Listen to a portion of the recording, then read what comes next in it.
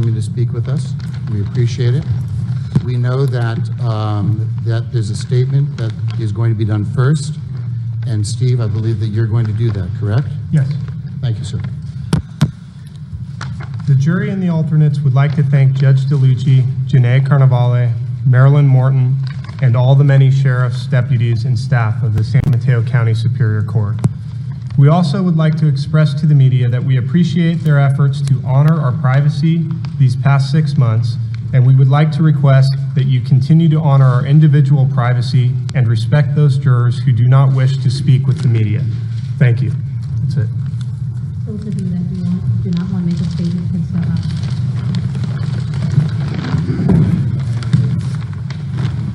And while they leave, we're going to continue. Greg, Steve, and Rochelle, may we ask just one thing to help us? We obviously have your first names. Can you just tell us one or two things about yourselves, maybe where you live or your occupation, to give us a sense of who you are? Okay. Greg, why don't you go first? We'll just work that way at the table. I presently live, obviously, in the peninsula, Belmont, California. I've been doing this for 6 months. My life has been changed, I can tell you that much right now. It says that I'm a high school coach. I'm not a high school coach. I coach youth football and youth baseball. This has been tough. That's all I can say right now. Okay, good. Thank you. Rochelle, may we ask you the same question, please? I live in East Palo Alto. I'm unemployed, 4 kids, and it's been very tough. Rochelle, thank you. Steve, may we ask you that same question just for identification, sir? Sure. I live in Half Moon Bay. I'm a firefighter paramedic out there, and that's about it. It's been very difficult 6 months. Good, thank you, sir. Let me come around. There are 2 questions that we wanted to ask each of you. And Steve, we'll just start with you, and I'll give both questions to you to give you some, well, let's do the first question. That is, and this will be for each of you. Steve, we'll go with you first, though. What convinced you that Scott Peterson was guilty, sir? It's hard to narrow it down to one specific issue or topic. There were many. Collaboratively, when you add it all up, there doesn't appear to be any other possibility.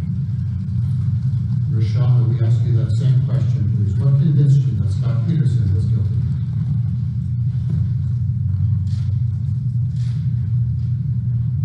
When you look at everything and you put it all together, it spoke for itself. Greg, that question. Well, 6 months ago, I didn't know anything about this, other than maybe some scuttlebutt around the coffee machine. I never ever thought I'd be in this situation. I never realized the magnitude of this. Because of it, I came in with an open mind. I did not know anything about this man. I didn't know anything about the situation. I took the information that I received in that courtroom. I followed the letter of the law and did not let outside forces or information possibly get to me to taint this, because I realized that this was an important decision. There were not just Scott Peterson's life, but the lives of many people, and I wanted to make sure that I made a conscious effort to do what was right in my heart. There were many things. The way they stated it, as the rest of them, it wasn't one thing. It was all the information. And to turn around and say one thing did it, no, it wasn't one thing. It was many, many things that happened in that courtroom that were brought to our attention. Rochelle, we'll start with you and just move our way across from you to Steve to Greg. The question for each of you is, what convinced you to choose the sentence of death?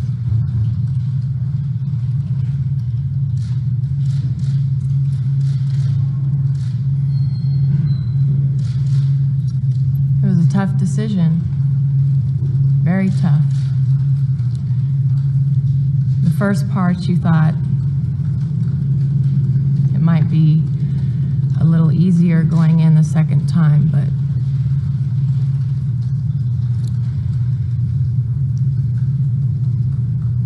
it was everything. I mean, I can't pinpoint one thing.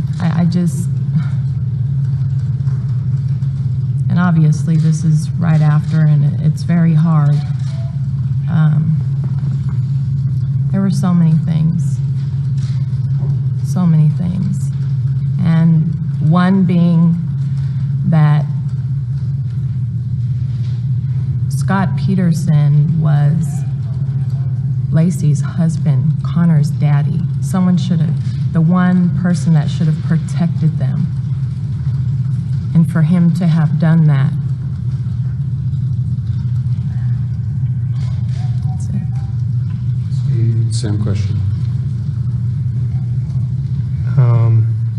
As Greg already stated, I went into this with a pretty open mind, and I really didn't know very much about this. I had heard about it from you all, and but that was only kind of in the onset, and then I just didn't really pay attention at all. Once the process in court started and everything else, through listening to testimony, the evidence, everything in court, as well as listening to the fellow jurors while deliberating, it just seemed to be the appropriate justice for the crime, given the nature and how personal it really was against his wife and his child. And Greg. Wow. I went back and forth on this the whole time. This wasn't a decision that when I walked out of there that day that I had, this was the way it was going to be.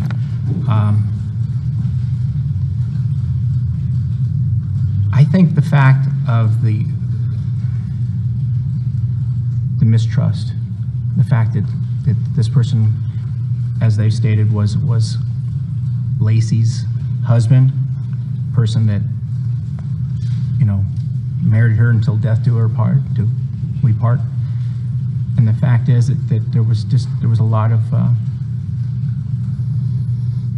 trust issues in this, and the fact that for her to be where she was found and to go through with what seemed to be, in the end, to me, a charade, it just wasn't fair. That was not, this wasn't an act of you flipped out and you went and did something. I can understand that, and I can, but this was planned. And that's what really is part of this the trust. Okay, thank Can I you. make another statement? Absolutely, Steve. On that, for all of us, I'm sure the three of us here and everybody, we haven't been allowed to speak of these things amongst ourselves or with anybody since this started. So we're just a little bit on the spot here with a room full of people staring at us, waiting for answers to questions that we haven't been able to discuss with you all. So until now, and through the deliberating, we've only been allowed to basically talk to people who you begin to trust, and you understand their mannerisms through talking, and we spent 6 months together, almost like another job. So I can tell just by myself, that just sitting up here with you guys asking us these questions, we're all kind of choked up on it, because it's very new. I mean, you guys get to talk about it every day. We haven't. don't. And so sitting up here, it's very difficult for us while on the spot to turn around and give you, an answer that I'm sure that you'd want to hear. Well, you're doing a great job. I know that you thought you'd be able to hang in for about 15 or 20 minutes. These are 100 of your newest, closest friends. Why don't we turn it? I promised to go print and then electronic. And John, on the hometown paper, do you have the first question? I know. Sure. Okay. Then why don't you just say your name and where you're from, and Sure. who are you speaking to? Yeah, I'm John Cote with the Modesto Bee. I guess my first question would be, much of the deliberative process was shielded from the people in the audience and the media. Was there at any point in the deliberations, either in the guilt phase or in the penalty phase, where you felt there was a rift in the jury and you were going to be split and possibly a hung jury? The entire panel. Go ahead. Go ahead. Anytime you put 12 people in a room together and you expect them to agree, to think that that's going to happen easily would be very naive. It takes discussing, it takes emotion, it's incredibly draining. And of course, there were, debating, and that's what deliberating is. So I don't think much more needs to be said than that. Anyone else want to add to that? If not, I'll go to another question, because I know there are lots of questions. All right, Beth Karras of Court TV, identify and ask you a question. Beth Karras from Court TV. I'd like to take you back to the guilt phase. I have a lot of questions about that, but let me just start with this one. Why your split verdict of first and second degree, as opposed to 2 firsts? I'll start. See, now, remember when I said there was different opinions amongst people? This is one of the topics. I'd say the different opinions when we came together with the split verdict, because for everything the defendant said, stating that he didn't want children, he also showed examples where he was good with kids, he played with children, and everything else. We did not, I don't think, collectively as a group, I'm not speaking for everybody, but given by the verdict, it couldn't be concluded that there was definite premeditation on the killing or murder of his son. Stacy, would you identify yourself and ask your question? Hi, I'm Stacy Fins from the San Francisco Chronicle. And I know that for every one of you, what made you decide guilt was very individual. What evidence you saw was, extremely individual. And I know Peter already asked the question, but could you expand a little bit more on what were some of the things that really made you decide for guilt? Inconsistent statements from the beginning. Scott's inconsistent Would statements. you start again? You were a little faint, and I don't think everyone in the back heard. Please repeat.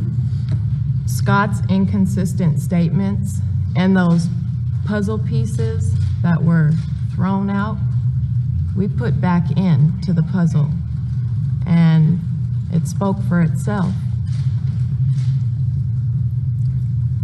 Could you repeat that? Because my head is swimming right now with all this. I just wanted to know I know we asked the question before, and I'm just repeating it a little bit more. What was it for you specifically that made you decide that he was guilty? I think in my mind I said one thing, and this is one thing to me, was if those bodies had never been found or had been found in the desert, or let's say in Yosemite National Park, we wouldn't be here. But those bodies were found in the one place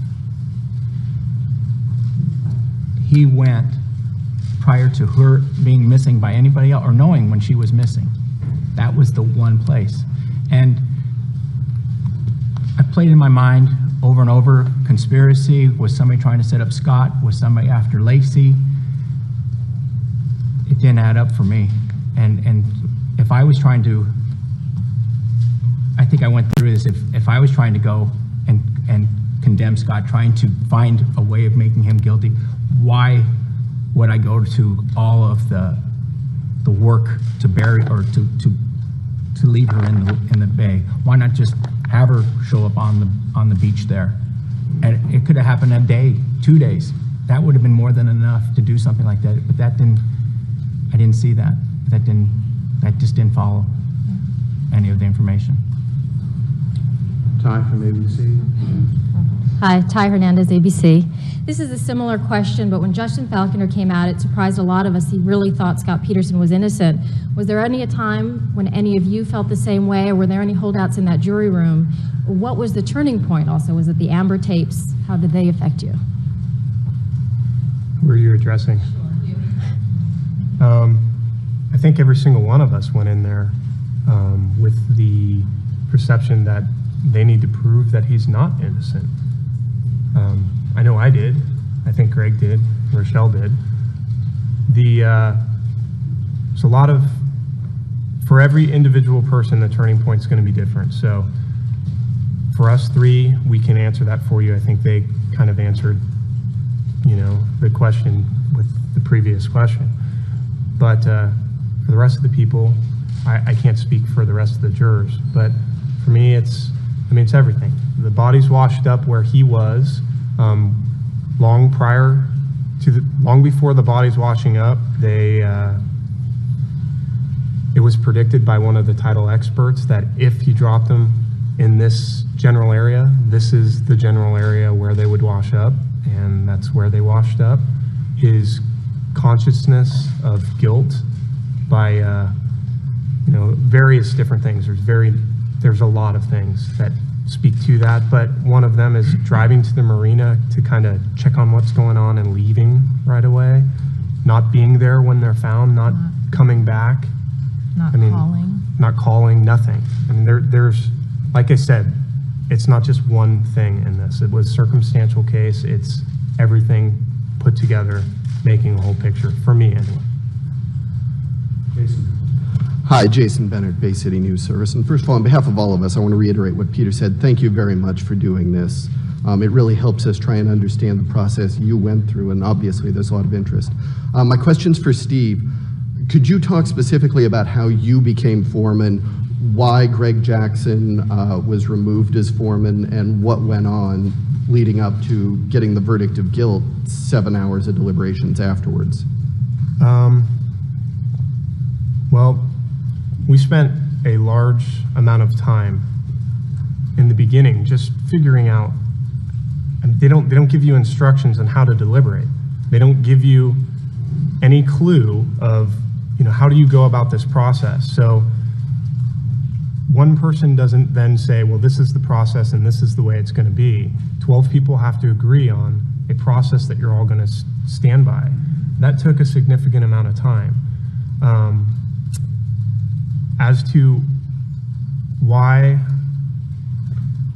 I don't even know who you're talking about. I'm assuming you're talking about the former number 5, the doctor, lawyer. Sorry, we've been locked up. We've also all had stage names for the last 6 months.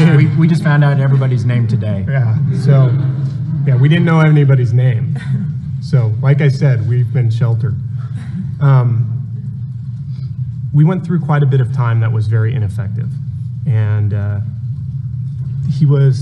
I think the group unanimously agreed to change the foreperson to try and become a little more effective in deliberating. Shortly after, we changed, I don't remember what day, we changed one day, and the next day, I think he was removed. And I don't know why, the exact reason why he was removed, but I believe that's what I do know.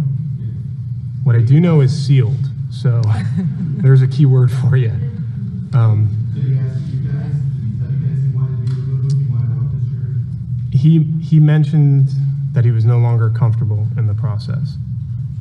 So, but that again is for him to tell you, not for us to tell you. You guys are doing wonderfully. Can you hold on for a few more? We're hanging in there. I think we're You're hanging rolling in? out finally. Can I get you some water or anything? I'll get you some water in the next break here right now. CNN is Rusty Dornan from CNN. And as you said, you haven't been able to talk to one another, but there is one person who was dismissed from your panel that has been talking a lot about this, and that's Justin Falconer. He spent a lot of time on our air today. Also, juror, former juror number 5, yes. The first juror number 5. But he spent a lot of time today talking about that he felt that this jury was pressured by the public for a popular verdict from the very beginning, that when you all would walk up to the courthouse, you would hear everything that we said, and that you felt that, like in an OJ jury, you didn't want to be like the OJ jury, and therefore you felt so much pressure to vote for guilt. I just wanted you guys to respond to that. He is absolutely wrong. He spent how many weeks on this trial? He knows nothing. Maybe this much. I mean, he doesn't know the half, the beginning, the end. He just doesn't. So you can take that for what it's worth. And any other follow to that? Greg, Go ahead. take a follow? Well, can I tell you, nobody in this room or outside influenced my voting on any of this. It had, no, I went by the facts. I believe this person had a fair right to that, and not to be turned around and make this into a circus atmosphere. That's why I avoided all this. My wife would laugh about the things that I would tell her. Oh, gotta turn off the television. Gotta put the newspaper. Gotta throw it away. You know, she can't wait.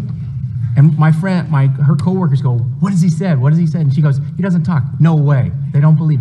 Because you know what? We owed this to this person. I went in there, just like Steve said, believing this man was innocent. I wanted to go by the facts. I didn't judge this man. I wanted to have the same fair treatment I should get. And to turn around and say that I was swayed by public opinion, that's not fair. No. That's not fair to all the jurors and all the alternates that spent the last 6 months in there.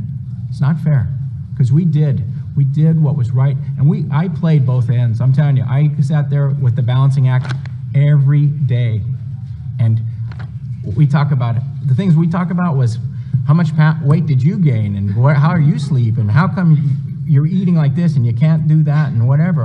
Our lives have changed. It wasn't like this 6 months ago, and we weren't swayed. We wanted, if this person had been innocent, he would have walked out of there innocent. We did not go in there with the opinion that we were going to let somebody sway us. I didn't. I can only speak for myself, but I didn't pick that up out of them. These people everybody in there were honorable. And you know what?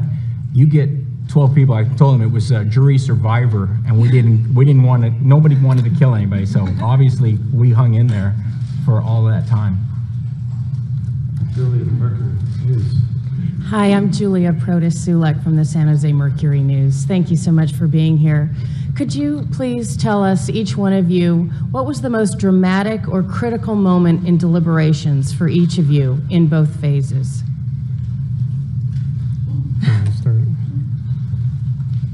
For me, today, by far. Go ahead, that's all I think say. that, I'm sorry, I don't mean to be rude in any way, but that is a huge question. There's thousands of little moments in there where things that are brought up where, somebody feels very strongly one way and it elicits emotions out of you. I mean, that's very hard to answer. The most difficult day for me would be today. It doesn't get any harder than today. You speak of the deliberation or the whole process? Because for me, the most difficult day was the day we found the verdict of guilty. Because I'm gonna tell you what, it was a lot of you were out there, the atmosphere. I had to make a decision by the information I had, and I made that decision. And people running around and clapping and screaming and all that was not a happy event for anybody. I was not happy. When we walked out there, it wasn't a joyous occasion. This wasn't gonna bring back people that are gone. This wasn't gonna change that. Greta Van Susteren from Fox News Channel. What attitude did Scott Peterson convey to you in the courtroom? And I noticed, Rochelle, you roll your eyes, so I want you to answer first. And secondly, did you want to hear from him? We heard enough from him. Want to elaborate a little more?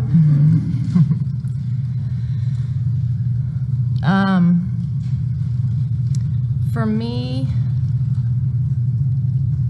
a big part of it was at the end, the verdict, no emotion, no anything. That spoke 1,000 words. That was loud and clear. Today, the giggles at the table, loud and clear. I heard enough from him. Go ahead. You asked two questions. Could you say them again? I'm sorry. Mike, I'm. Take your time. You're doing wonderfully.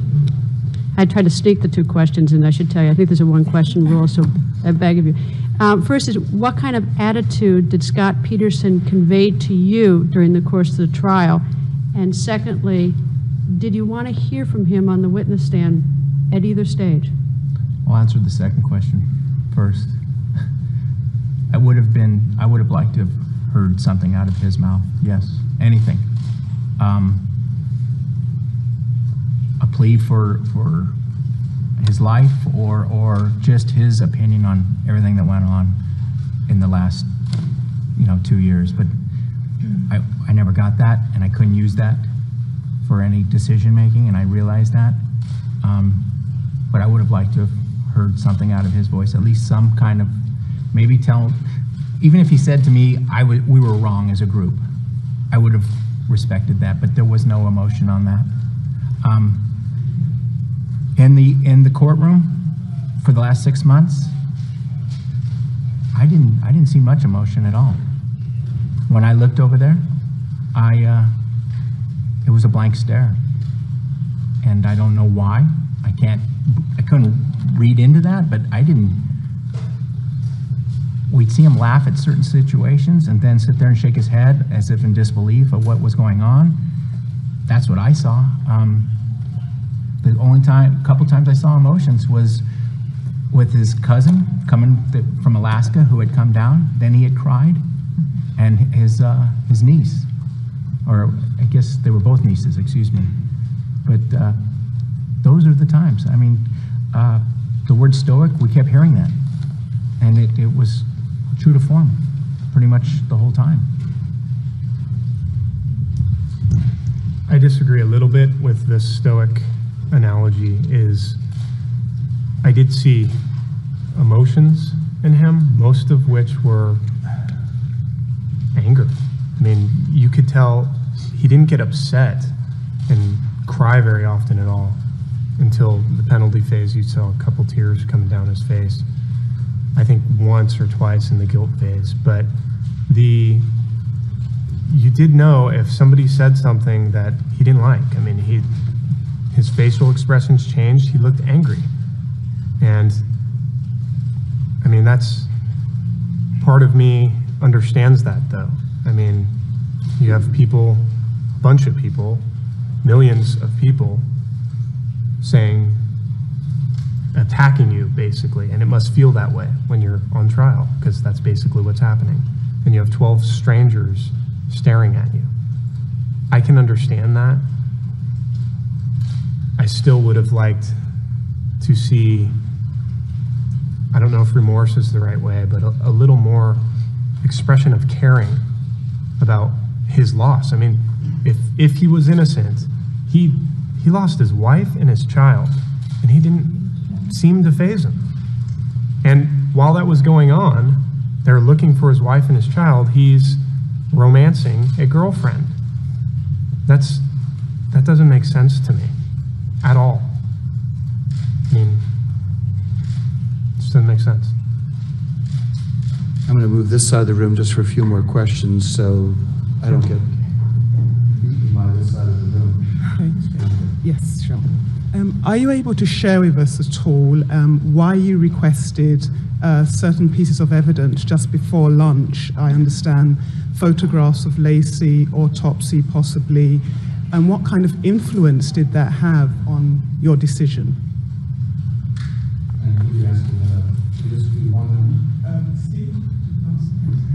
Well, I requested them. That was kind of, I think that was my feeling, my thing. I thought that, you know, before we made a final vote, we didn't know where everybody stood per se, but before we made a final vote, that, you know, people really needed to look at that. We never had the opportunity to hold those pictures, to look at that.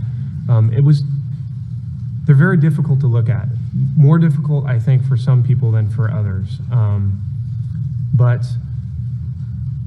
seeing those on the screen, on a big screen, where it's, you know, 40 feet away from you, is a little different. Or seeing them from 10 feet away as they're paraded in front of you is a little different than sticking them down on a table in front of you and looking at them. And where you can really see that, you know, that is a baby, or was a baby. And that is a person lying there. And that there is an individual out there who made that outcome happen for two people. He caused it. And it's very important. It was very important for me to see that, to be sure, in my decision, to look at those things. And in deliberating, you know, you kind of share things, and we all passed them along and everybody looked at them.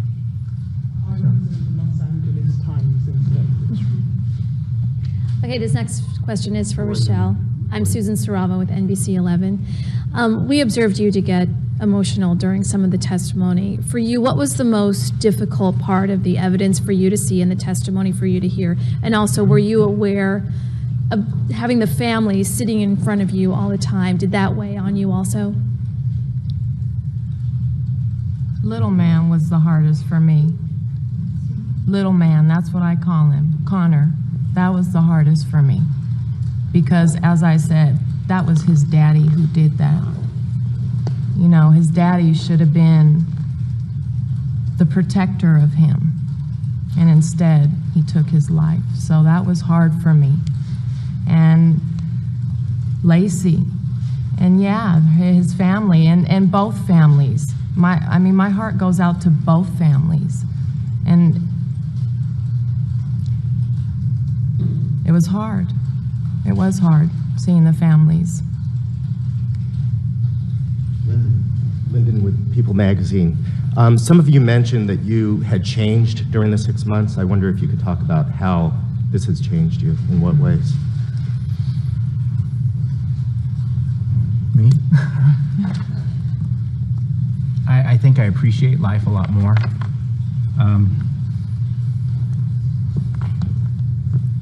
You know, your family, you take for granted they're going to be there, and then you go through this, and my family stuck in through this, never given me any flack or anything. My sons, I have 2 teenage sons, and never ever gave me, you know, they knew they couldn't give me an opinion. They hung in there.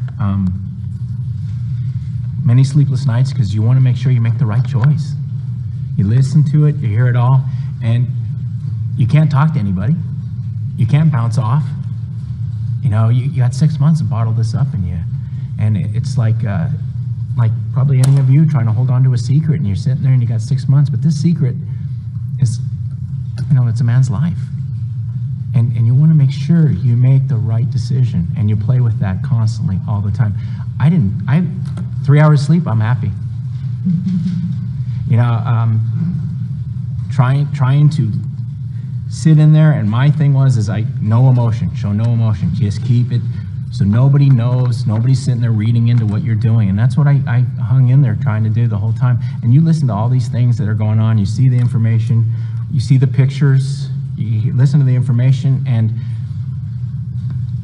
like I said, I went in there thinking innocent the whole time. I listened to it all the way to the day of the closing arguments. And you want to make sure you make the right decision. And this is a man's life through all this, and it's not easily taken. I put this, I guess my analogy is this. It'd be easy for me to turn around and say, that person over there did something bad.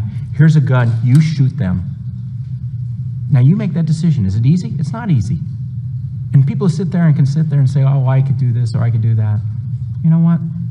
It's not easy. And that's what you got to toy with every day. You know, I don't care if it's in battle or whatever. That's a person's life. You know, it's not tomorrow. It's over. That's how it changed me. Can we implore you to take a couple more? You hanging in there? Okay. Yeah. NBC was, Yeah. you guys all right? Thank you. I promised you that I would sort of guide you through it. As long as you're holding on. There are a lot of questions. If this deflects a lot of the stuff. It does, it honestly does. As I promised, it would help. There's a lot of interest in what you have to say, you guys. All three of you are amazingly articulate. We appreciate it. I'm just trying to go back and forth across the room, but if you can hang in there for a few more, I know there's a lot more out here, and NBC is next. Hi, Anthony Galloway from NBC's Today Show and Dateline NBC. A couple of weeks ago, you folks decided that Scott Peterson was guilty of 2 murders. This morning, you decided that he should die for his crimes. What emotional toll do you think that's going to have on you as you go about your life now? As you can see, I'm an emotional wreck and have been.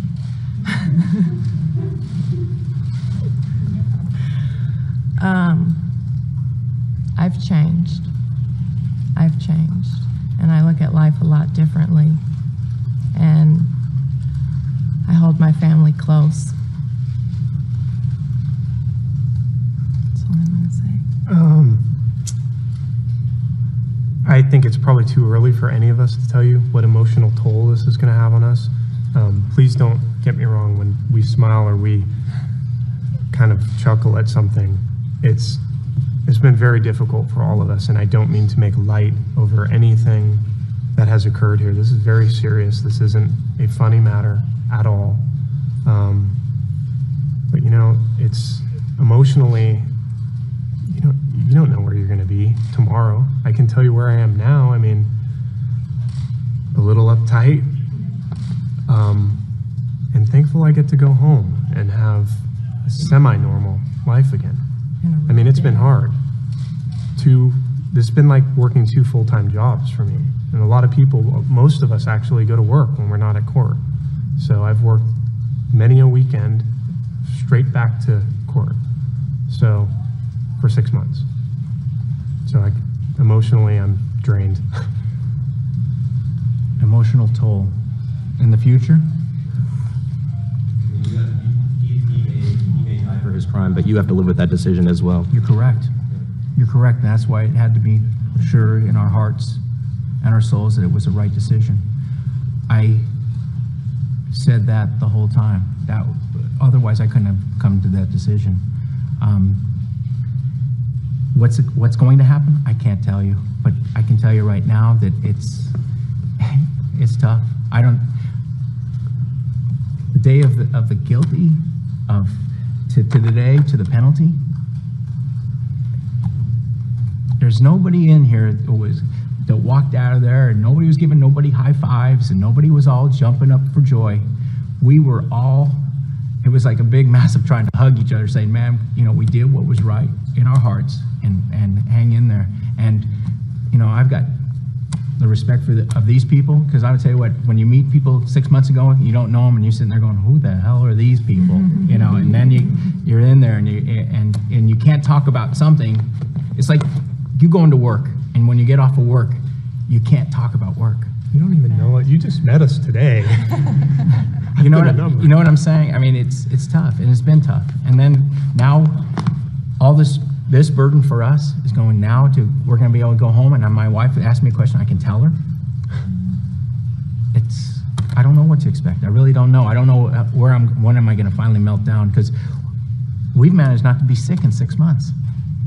Really sick.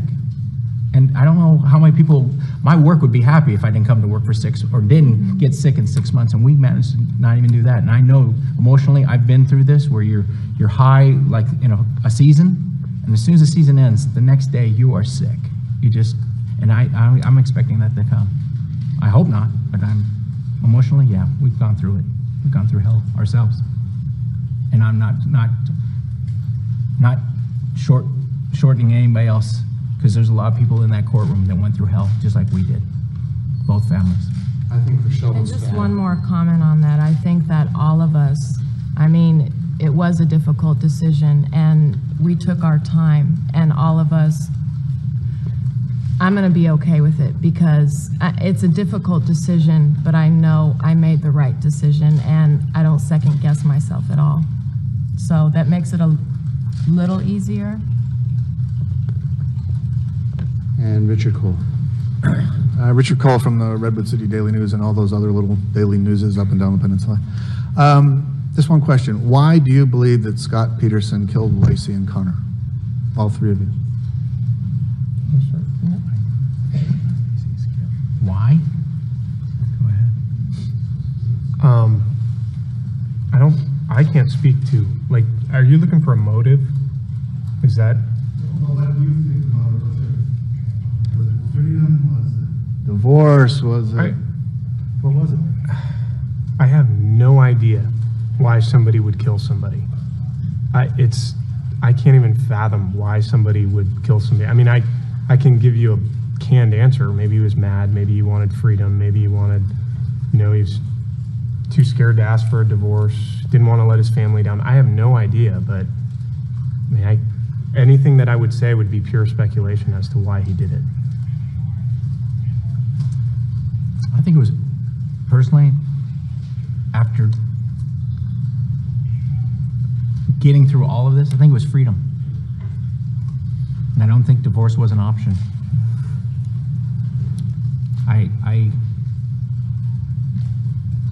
Prior to that, the why, I did not know the why. I know that, I don't think that Amber Fry was the issue.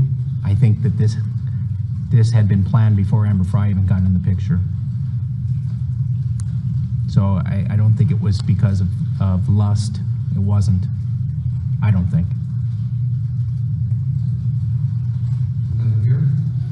Hello, I'm Laura Engel, KFI News, Los Angeles. As we were waiting for your decision today, obviously, and we've already talked about it, you requested to see some of those items of evidence. Can you tell us what was going on in the room as far as, was there a split? Did you guys was there a holdout? Obviously there was. Can you speak to that and how you got through that and over the hump? It's just part of the deliberating process. I mean, you want to look at everything. You want to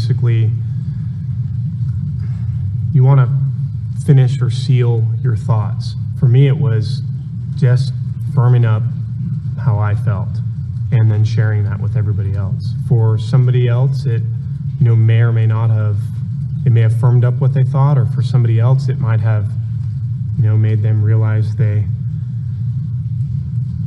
wanted to switch, or I think kind of what happens in there is everybody's own story to tell. For me, it was just firming up the way that I felt, and I expressed that with them. So how did you feel? How dare you put me on the spot? Yeah.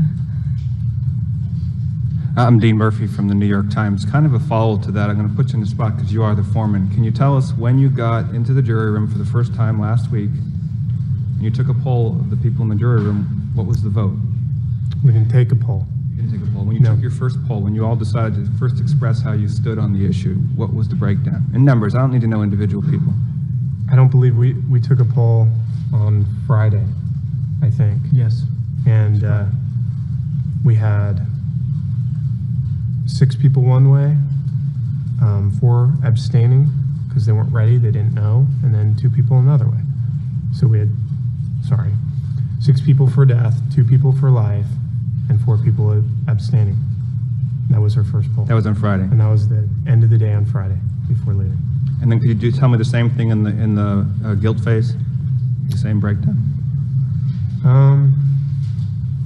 I don't recall, actually. We didn't take a poll the whole time until the very end. We processed, like he said, for over 2 days, just trying to get some kind of idea of how we were going to do this. As he stated earlier, nobody gives you a paper and says this is how you do it. So we had to lay down ground rules, respect, 1 vote, 1 juror, let one person speak. We limited people to 2 minutes because we had a bunch of people jump up on soapboxes and take almost a half an hour.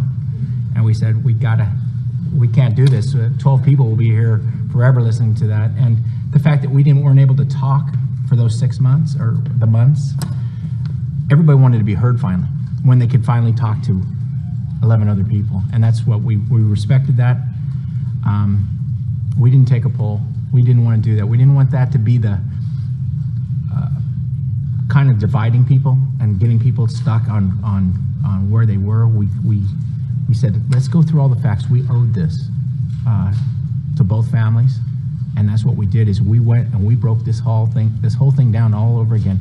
Granted, we didn't spend 6 months, but we spent a lot of time in that deliberation room making sure. And then when we got down to it, that was when we decided to take the vote, when everybody had no more questions, because we all picked 3 questions and we kept doing that.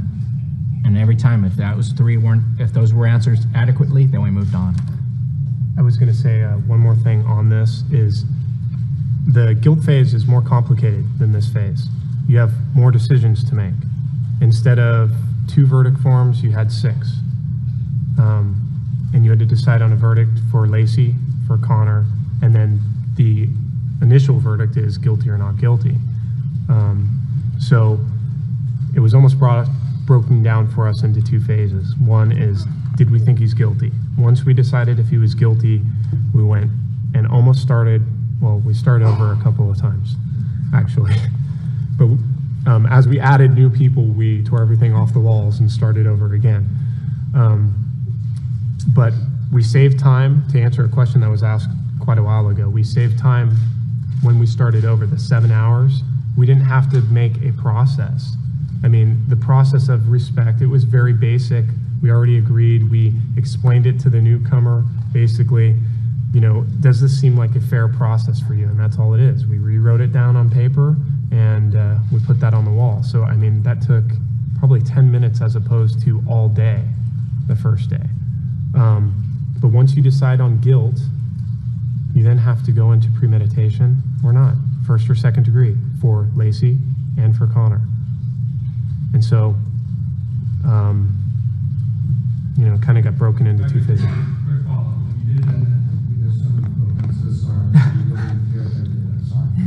I know that you guys have been very tolerant to try and move some just quick questions for them, and then follow-ups. Claudine Wong with KTVU. I know that you had some difficult testimony you listened to, especially in that penalty phase, very emotional testimony. Do you have anything you'd want to say to the families, either side of the families, about your decision and what this was like for you to watch what they had to say to you? I would like to express my condolences to both families, and unfortunately, in a case of this nature, you can't, somebody's always going to be extremely hurt, mortified, and I understand that. And my hearts go out to Laci Peterson's family, her mother Sharon, Brent, everybody, her sister, everybody, her father, Ron Gransky, and to the Petersons, my hearts go out to them too, everybody in their family. And I'm sorry this turned out this way, and I'm sorry anybody had to go through this. I feel there's no winner. There's no winner in this. The Petersons, they lose a son. The Roaches, they've lost their daughter and their future grandson. There was no winner. Everybody lost in this. That's all I gotta say.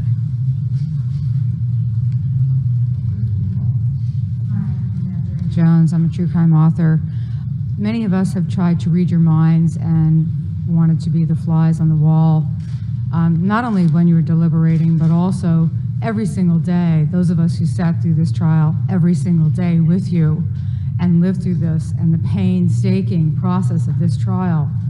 What I want to know is, Was there ever a turning point for any one of you? I know you said it's 1,000 little things, but was there ever a turning point? Because early on, I think the smoke and mirrors of Mark Garagos seemed to be enthralling all of us in the courtroom, and there seemed to be that sense, certainly when Justin Falconer was removed or let go, that, maybe this is not, this is going Scott's way. Could you please address whether or not there was a turning point and what that might have been for each one of you? I'm asking Rochelle, Steve, and Greg.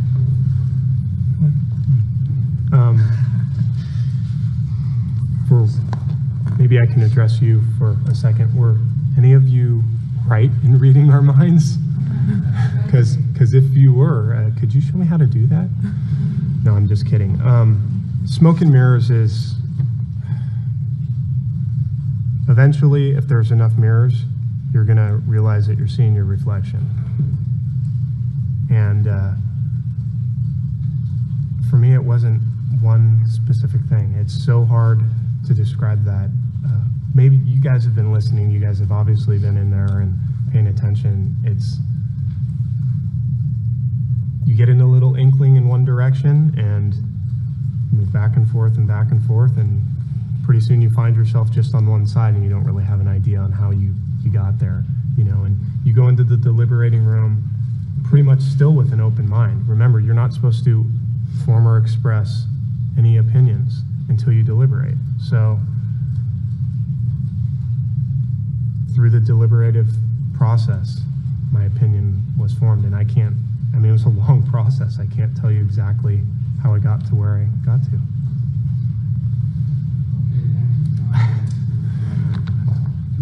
Yeah, hi, Don Gentili. I was just going to answer.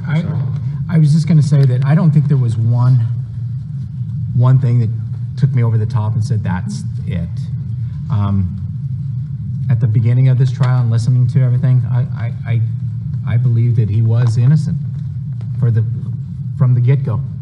Listening to everything, I thought that this was just a botched investigation. That's what I was picking up out of it, listening to the whole thing. And you were in there. I've seen most of the press people here. We have names for you.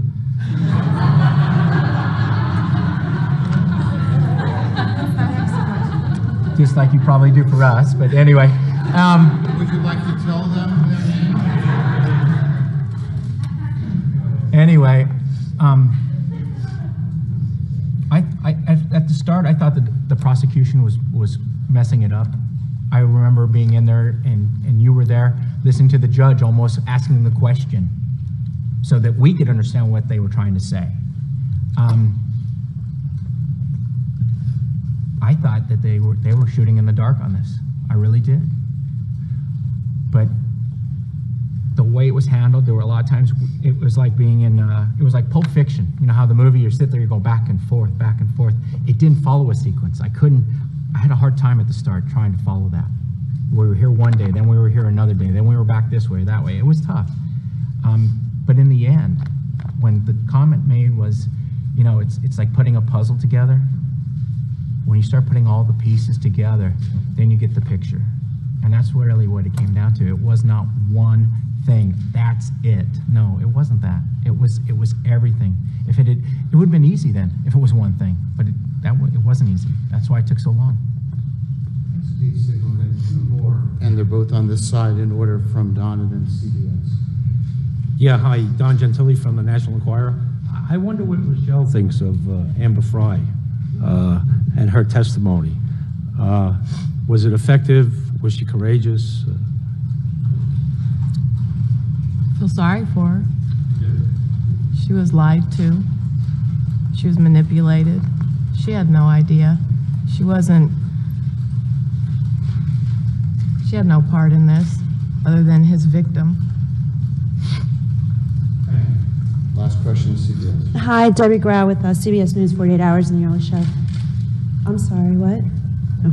Go ahead. Okay, I just want to expand on Amber. How much of an impact did her testimony and the recorded phone calls have in reaching a verdict, either in guilt or in the penalty phase? I felt it was, once again, a piece of the puzzle. It was a big piece of the puzzle. here's a gentleman standing prior to a vigil, speaking with his lover about how he's in France and carrying on this whole conversation. And this night, it was supposed to be the night for his wife to get out there to the news. That spoke highly. And then all the way through it, there was a statement that we listened to you as media overwhelming him, and he was confused. I didn't hear that. I didn't feel that that was why he had Amber to cry on. No, he lied to Amber through this whole process, and he did that pretty much through this to everybody. There was always lies. So, and for me, if everything's so perfect, why do you have to lie? Why do you? You lie, there's only one reason to lie, and that's to cover another lie and keep on going. And why? There were people in that room where he was driving down highway, 5, I think, and he's telling them he's somewhere else. What was the benefit? I don't know. I don't understand that. I still don't, that part, but there's a lot of victims in this. A lot of people that were deceived. And that includes his family. I think, I feel for them. They love their son, and I knew that, and I would hope that my mom would do the same thing for me. And I think that would happen for everybody here. I think Steve sort of reminded with one more, if I'm not